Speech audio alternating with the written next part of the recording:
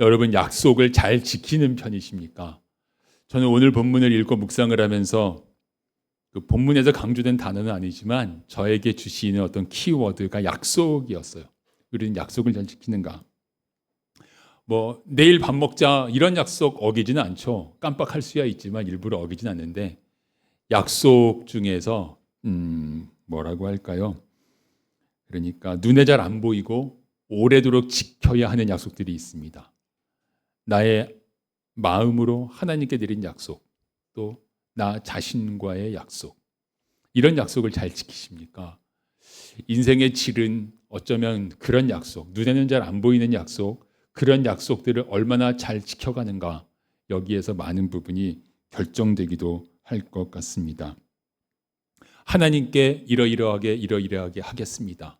뭐 이런 약속 누구나 하여 보았는데 그 약속을 어떻게 한 해이든 인생이든 지켜가고 계십니까? 어디 써놓지 않았어요. 누가 내가 그런 약속 하나님께 드렸는지 누가 아는 것도 아닙니다. 하지만 약속은 약속이죠. 나는 약속을 잘 지키는가 좀 돌아봅니다. 구약, 신약, 성경에는 그 영어 바이블에는 약속이라는 의미가 뭐 그리 들어있지 않지만 우리말 성경은 구약 성경, 신약 성경 누가 붙이셨는지 모르지만 약속이라는 의미가 들어있잖아요. 그래서 약속에 대해서 생각을 하면서 저는 오늘 본문을 나누기 전에 두 가지 이야기를 약속과 관계에서 나누려고 해요. 첫 번째는 야곱과 관계된 이야기입니다. 야곱이요, 외삼촌 집에서 꽤 오래 살았는데 그 외삼촌이 야곱에게 약속을 어겨서 여러모로 곤란했습니다. 뭐 이를테면 대표적으로 자매 중에 여동생과 결혼하기로 해놓고 밤중에 들어온 사람은 뭐 그 언니였고, 어떻게 그런 걸 속여요. 어쨌든 그 이후에 품삯을 바꾸고, 하지만 외삼촌이 이렇게 약속을 어기는 많은 것들에 대해서 야곱은 뭐라고 문제 제기할 처지가 아니었죠. 외삼촌 집에 몸 붙여서 사는 거니까. 약속을 어기는 외삼촌 때문에 고생한 게 있었던 야곱은 약속을 잘 지켰는가? 본래 그가 외삼촌 집에서 생활하게 된 게 그것 때문이잖아요.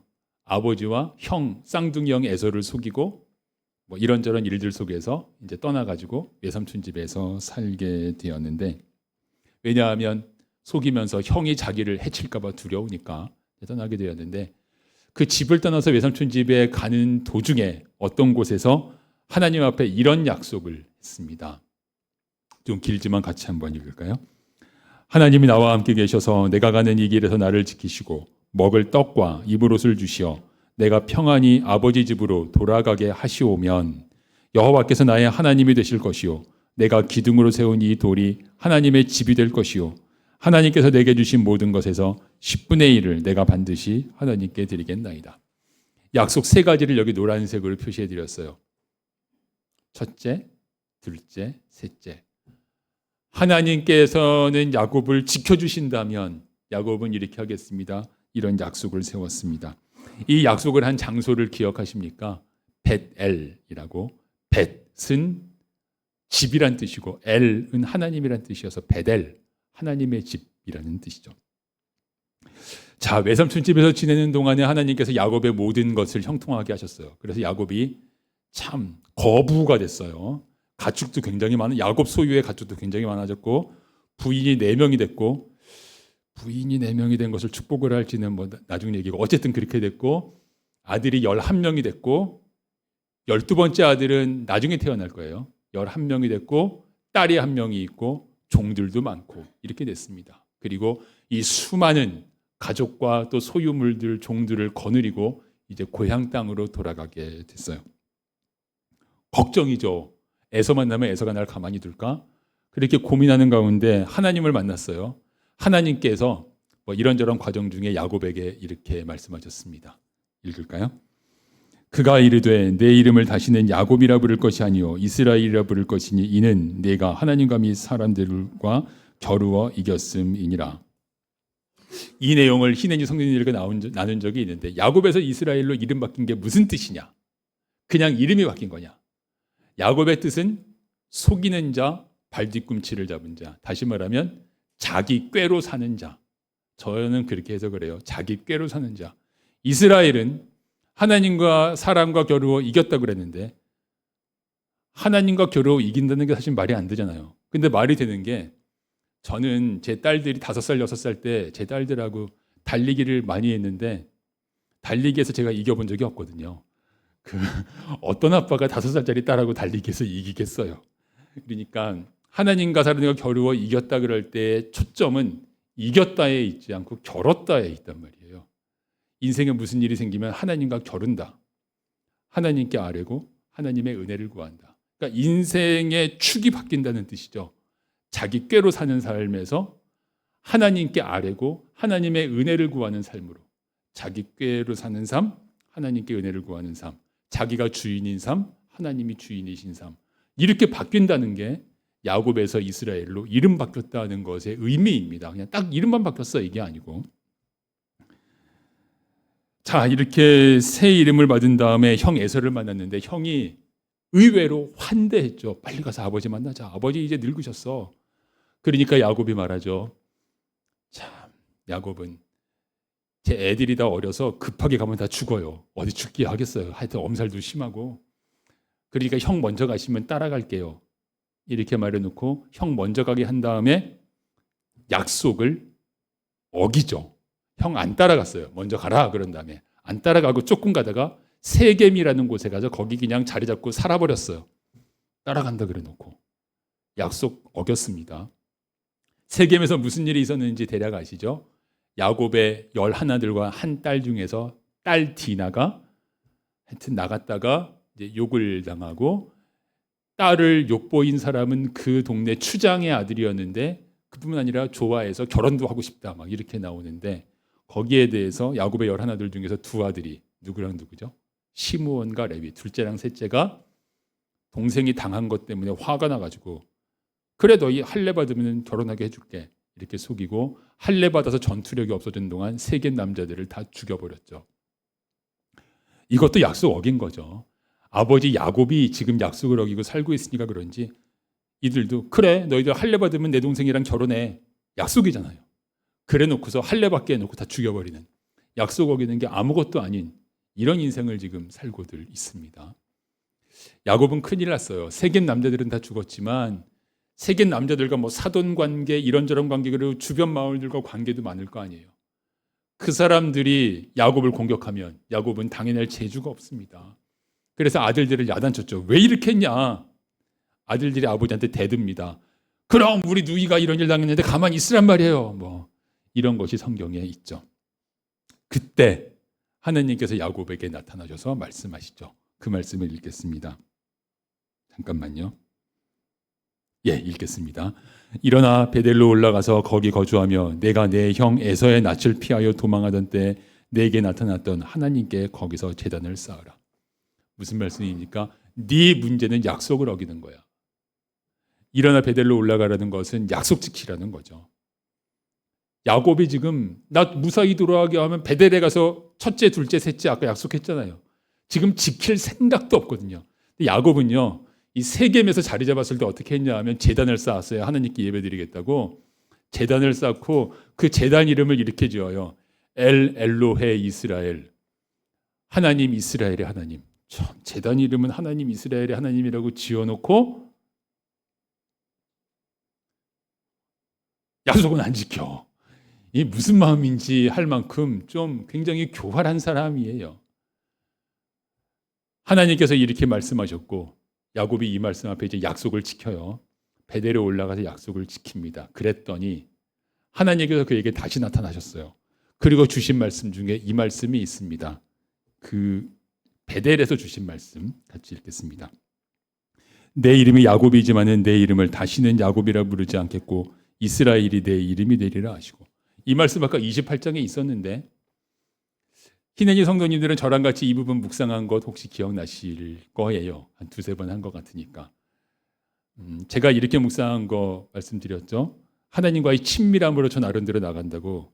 하나님은 28장에서 똑같은 말씀 주셨는데 마치 35장에서 처음 이 말씀하시는 것처럼 말씀하시는데 연세가 너무 높으셔서 하신 말씀 또 하시는 건가? 뭐 저 혼자 좀 하나님 앞에 재밌게 스스로 묵상을 하면서 그런 생각도 해봤어요. 아니 야곱에서 이스라엘로 아까 바꿔주셨잖아요. 왜 또 여러분 연초에 창세기부터 읽으신 적은 많을 텐데 그래서 창세기는 대충 새까맣잖아요. 근데 이 부분 읽으실 때 이름을 2번 바꿔주셨네? 혹시 이렇게 인식하고 가셨는지. 이 부분에 대해서 제가 받은 은혜는 이렇습니다. 내가 이름을 야곱에서 이스라엘로 바꿔줬는데 왜 이스라엘처럼 살지 않고 야곱처럼 사냐? 왜 이스라엘처럼 살지 않고 야곱처럼 사냐? 네 이름은 야곱 아니고 이스라엘이야. 네 이름은 야곱이 아니라 이스라엘이야. 하고 다시 한번 확인해 주시는 것이다. 너 왜 이름 바뀌었는데 옛날 이름처럼 살아? 이렇게 하나님께서 확인을 해 주셨어요. 야곱은 속이는 자, 다시 말하면 약속을 지키지 않는 자. 이스라엘은 하나님과 겨루는 자, 약속을 지키는 자. 자기에게 좀 손해가 될 것 같아도 약속을 지키는 자. 이것이 새 이름입니다. 하나님의 백성 이스라엘은 약속을 지키는 자다. 그리고 하나님께서 이어서 말씀하세요. 내가 너에게 복을 주겠다. 네가 이스라엘답게 살면 내가 너에게 복을 주겠다. 그리고 이제 이스라엘은, 야곱은 아버지 이삭 찾아가서 만나죠.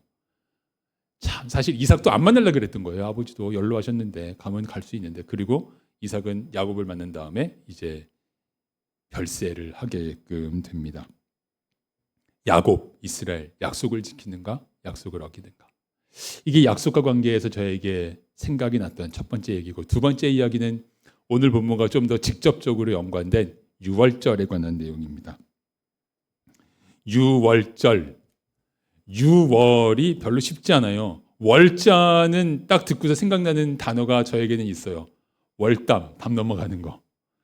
왜 그 단어부터 생각나는지. 그런데 어쨌든 유월이라는 건 넘어간다는 뜻이잖아요. 저는 이 의미를 아는 게 대학교 가서 알았던 것 같아요. 6월절, 5월절, 4월절이 아니고 6월절, 뭐 고등학교 때까지는 이렇게 생각했던 것 같고, 6월절 넘어간다. 하나님께서 애굽의 모든 장자를 사람이건 가축이건 다 치실 때 이스라엘의 집은 넘어갔다. 그래서 6월절이라 그랬지만 오늘날의 신학생들에게, 저에게도 만약에 성경 이 부분을 번역하라 그런다면 6월절이라는 이름은 도저히 안 나올 것 같아요. 이건 이 시대, 번역하던 시대니까 6월절이라는 이름이 나왔지. 영어로 패스오버, 6월절입니다.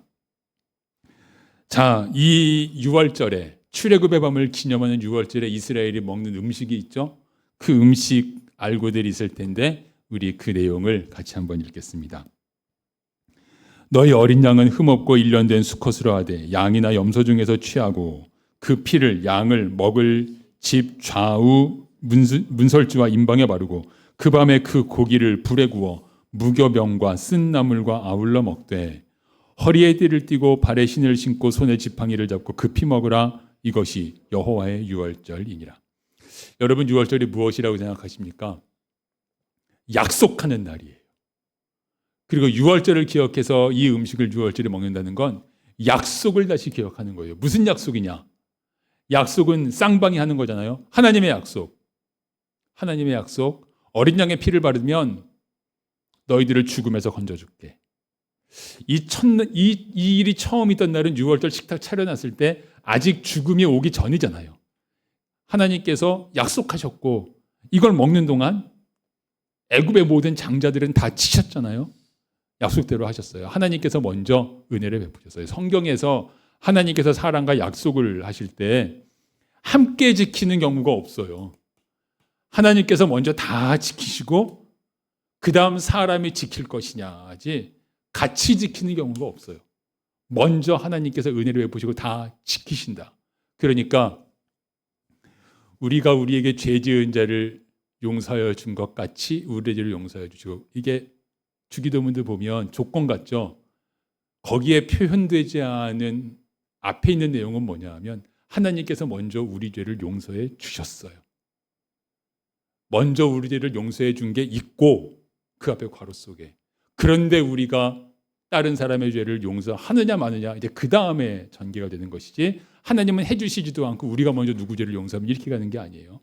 요점은 하나님께서 먼저 다 해주신다. 하나님의 약속은 너희를 죽음에서 건지신다. 하나님의 약속. 이스라엘의 약속은 어린 양의 고기와 무교병과 쓴나물을 먹는다.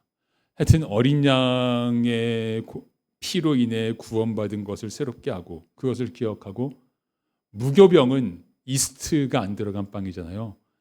무교병, 이스트가 안 들어간 빵이니까 맛이 없는데, 이스트가 안 들어간 건 이런 걸 상징하죠. 우리가 알듯이 위선, 허풍, 거짓 이런 거 없이 살겠다는 정결한 삶을 의미하죠. 그렇게 정결하게 살겠습니다. 쓴나물은 애굽에서의 노예 생활의 고생도 기억하겠지만은 저에게는 이렇게 받아들여져요.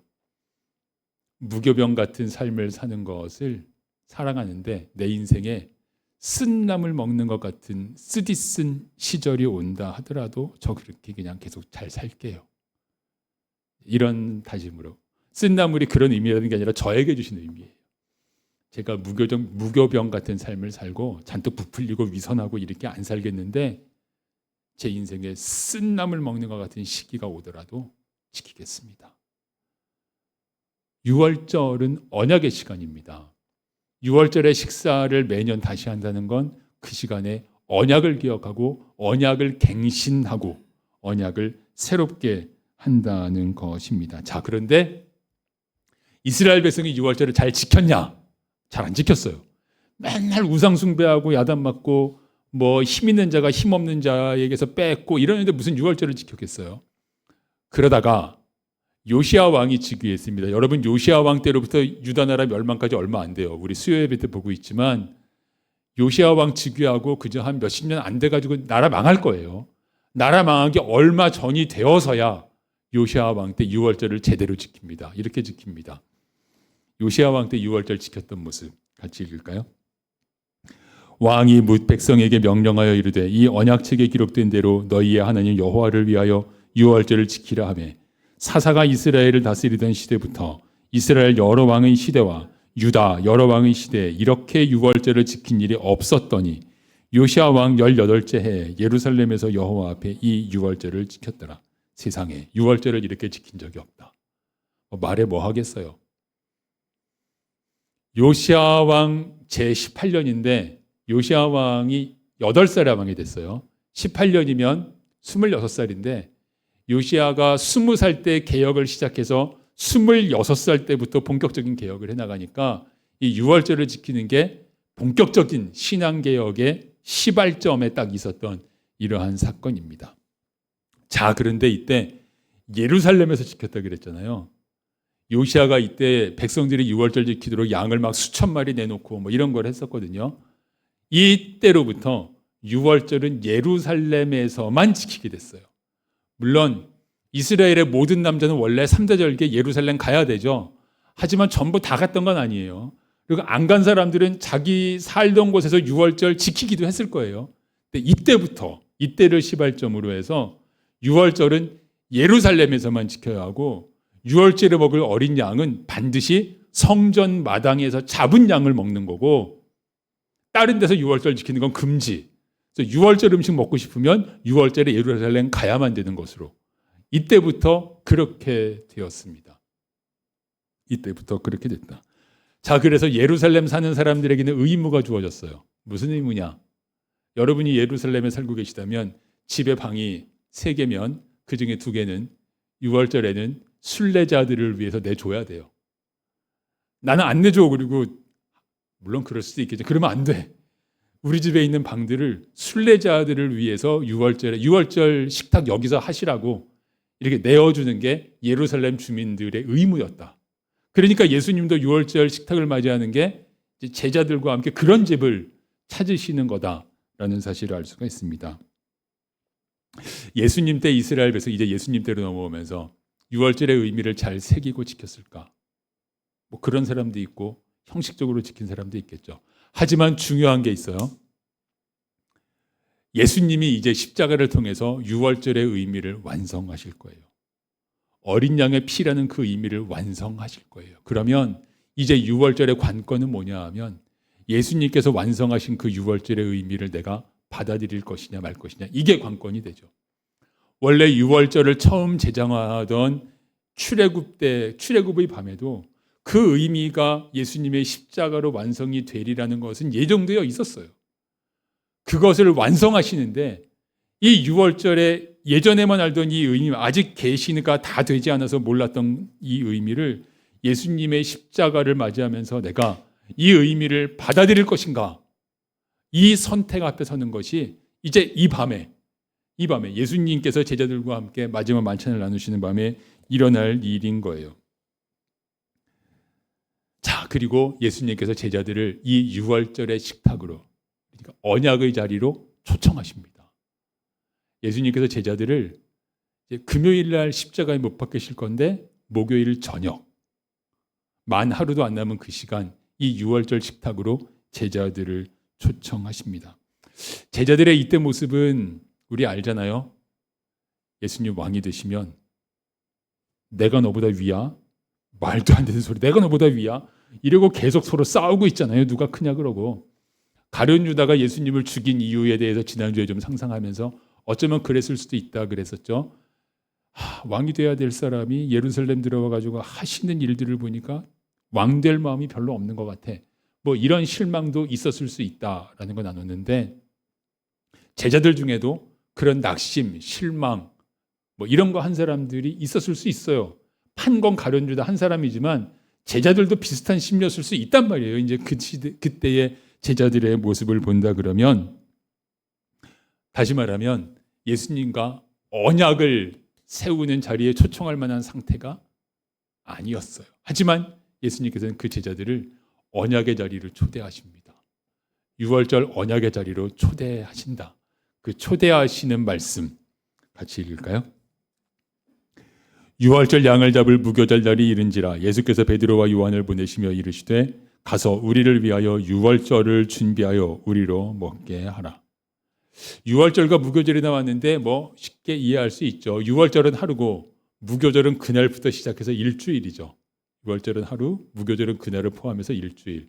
그래서 누룩, 이스트가 집에 없도록 하는 일주일의 기간, 무교절이어서 유월절인데 무교절이라 그러면 목요일이다 이 얘기입니다.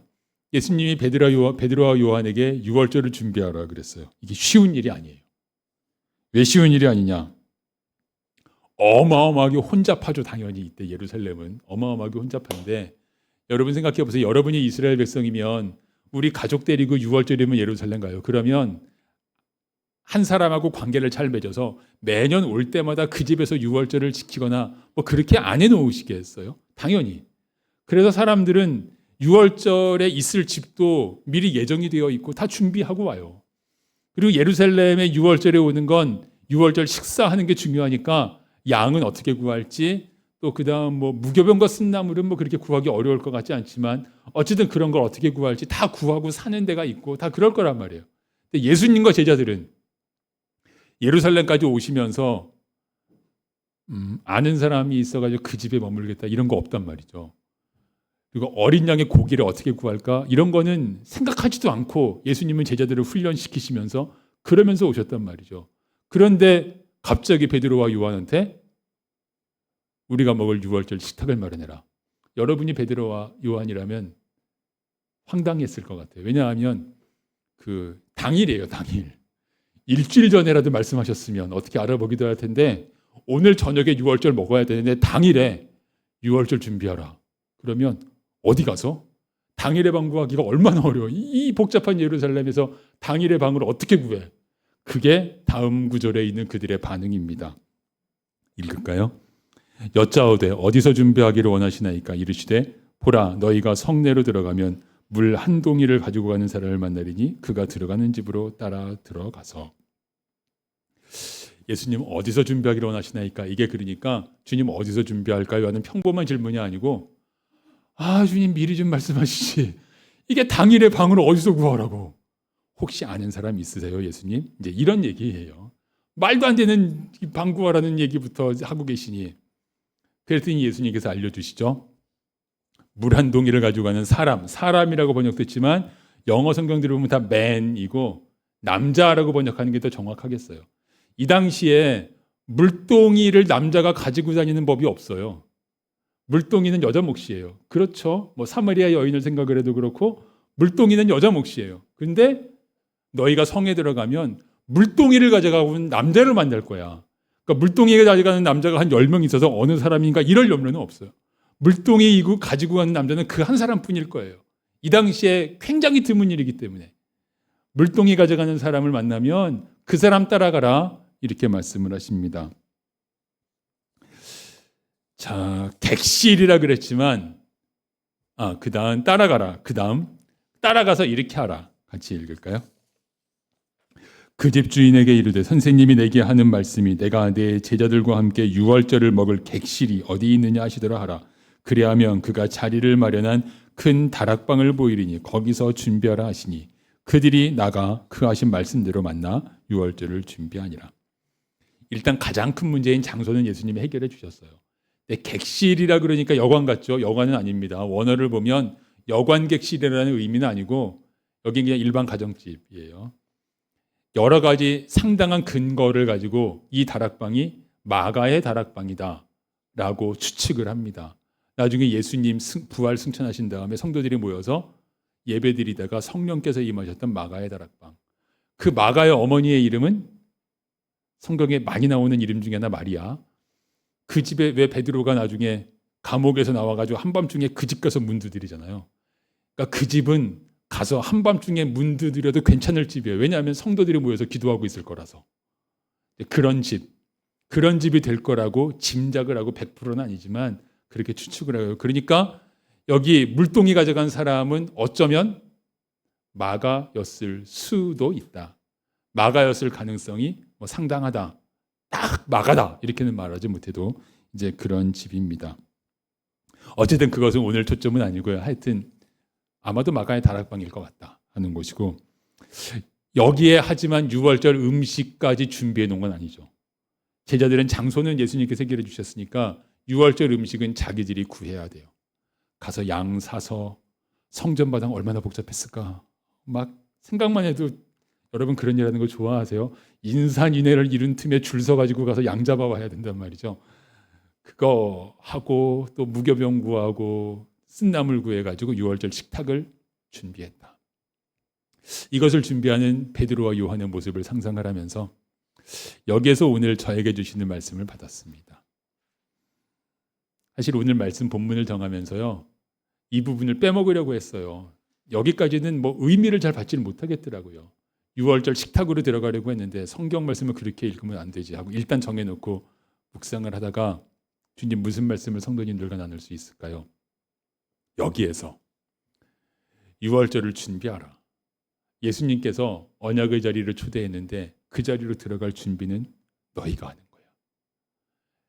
그 자리로 들어갈 준비는 너희가 하는 거야. 언약을 준비하는 자세, 준비하는 마음. 예수님께서는 제자들에게 그 제자들과 그들이 상상하지도 못했던 언약을 맺으실 거거든요. 근데 그 언약을 맺기 위해 들어갈 때의 마음과 준비할 것이 있구나. 사랑하는 성도 여러분, 그래서 저는 우리의 예배를 생각을 해보게 됐어요. 이 예배는 매주마다 언약을 갱신하는 시간입니다. 어떤 언약입니까? 하나님께서 우리에게 베풀어 주신 어린 양의 피로 우리를 구해 주신 유월절과 같은 그 은혜를 확인을 하고 우리들은 무교병으로 상징이 되는 그 삶을 살도록 하나님 앞에 언약을 갱신하는 시간이에요. 그러면 이 자리가 언약의 자리라면 언약의 자리에 들어올 때 우리들은 야고보가 왜 나왔죠? 베드로와 요한이, 요한 나오면 앞에 야고보가 더 자연스러워서 베드로와 요한이 이 유월절 식탁을 준비한 것처럼 준비해야죠. 초대교회 성도들은 이 시간을 이렇게 준비했습니다.